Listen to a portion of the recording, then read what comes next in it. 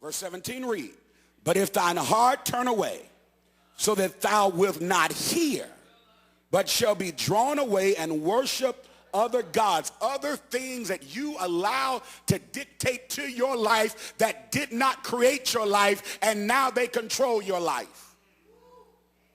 And serve them, verse 18, and denounce unto you this day that ye shall surely what? In other words, if your life is not producing, if it's not revealing and releasing, inertia happens. You die. And so then you have the walking dead, existing but not living. And there is a very distinctive disparity between existing and living. I was sitting in P.F. Chang's couple hours ago, just trying to get a lettuce wrap before service, and I love watching people. Beyond all of my other academic credentials, I have bestowed one on myself. It's called a self-proclaimed sociologist. That's the one I've given myself. That is just my academic title I've given me to give me permission to observe and report. I'm saying a whole lot technical, but you know what I'm saying. That means if it looks like a hot mess, I see it, then I have to tell somebody else to use.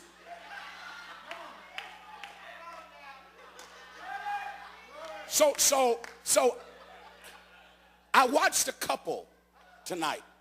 It hurt my heart. It's Friday night. They've worked all week. And I studied their body language. And it was saddening to me because I was like, and they got to go home after this? I would think you would at least have some kind of levity, some kind of rapport. You're not at home. He's not cutting grass. She's not cooking. Just a little flirt or something. And I try not to look too much, but since they were in my gaze, it wasn't my fault. I mean, they happened to sit in front of me. I didn't ask them to sit there. They didn't ask me if I wanted them there. So I'm like, you there, getting in the way of my eating my lettuce wrap, so I'm going to pay attention. And it seemed like they were rushing to finish because they didn't know how to handle being in a space with each other, even though this space was designed to stimulate or heighten their relationship. And that's how many people are with their own lives, because they don't understand or value who they are. Then they're never comfortable with what they have.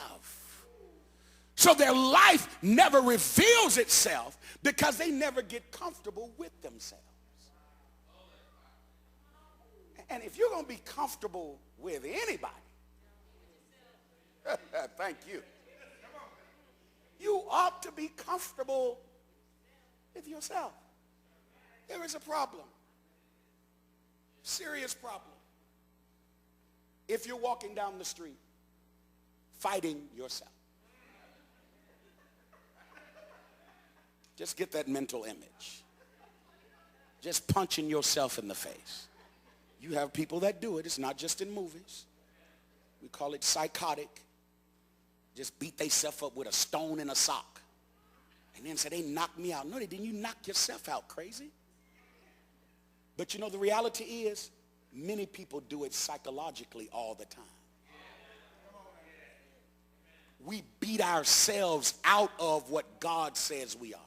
Well, how can that be me? And well, nobody saw that in me. And well, why did my daddy leave me if I was worth that? And why did the marriage not work? You know why?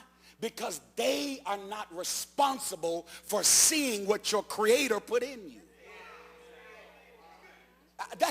Let's park right there for about 30 seconds. Why are you blaming other people for not seeing what they didn't create? The only people that are going to see the real value of your life are individuals that have already recognized and come to terms with the value of their life. And even in that, their job is not to see everything about you, but to walk with you, to facilitate and stimulate what's in you by what you see coming out of them.